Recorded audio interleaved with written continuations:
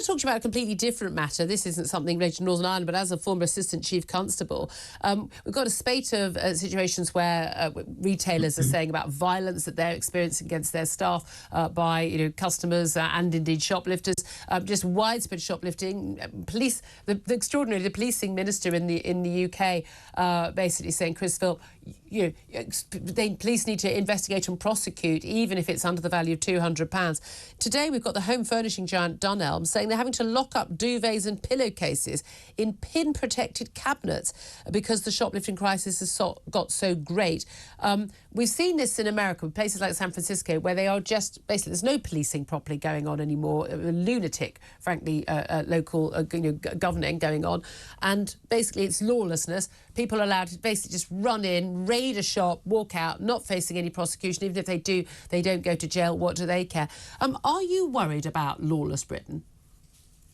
Absolutely, and you're absolutely right. When you walk into a supermarket or a store, even high-end food like steaks and so on have got security tags on them. Yeah. I mean, obviously there's only so much that the shopkeepers, the businesses can do to prevent crime and to make life more difficult for those who want to shoplift or steal.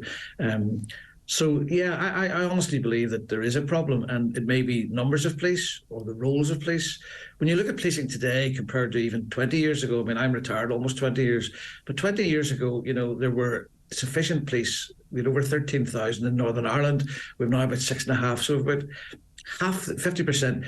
But the types of crimes, the different crimes, whether it be those related to human trafficking or organised criminality or extremism, all the scams, all the cybercrime, the police and policing is focused in so many directions. So perhaps there is a need for a lower level of uniform policing, of visible deterrence and patrolling that might be able to at least put off those who just simply seem to be able to walk into shops and walk away with whatever they wish. It is extraordinary. The rest of us are paying for it, not just paying for our own goods, we're paying for theirs as well, effectively. The extra cost goes on us. Stephen White, OBE, Security Sector Specialist, former Assistant Chief Constable in Northern Ireland. Thank you so much for your time. 7:42, let's talk to Benedict Spence about all this. Just the general issue of this. We talked about a lot on the show yesterday about the lawless Britain, and that is a real sense, isn't it? And you've got these issues, say, with the schools, with the NHS, with migrant boats, with this general view that there's no one in charge anymore. For a very long time, actually, this country had a really good setup in terms of social trust, and that's what allowed it to become one of the leading countries in the world. You have high levels of trust. You don't need police officers carrying guns. You yourself don't need to have a gun. Policing by consent. Exactly, and it worked, and we've allowed that to slip. And the problem is,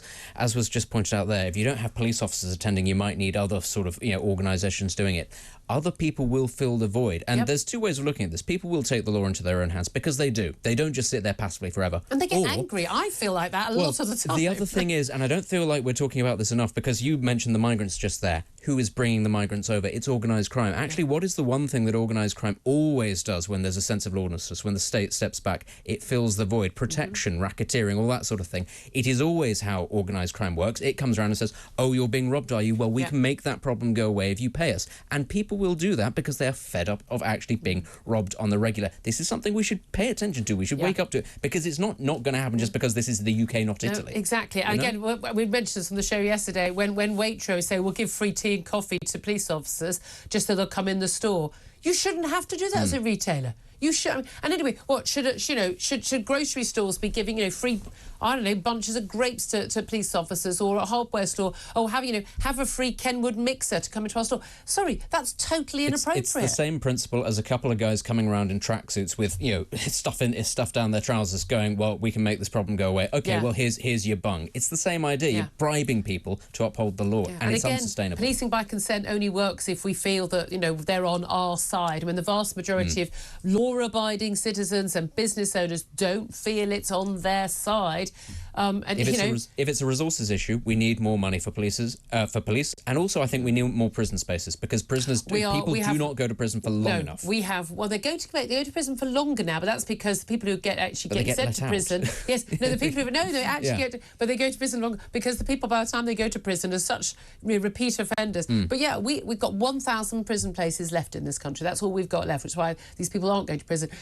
I am very happy for my taxes to be put up, and I told David Cameron this to his face. I put my taxes up to pay to build a whole set of new prisons and put these people away and get the streets safe again. 7:45 is the time.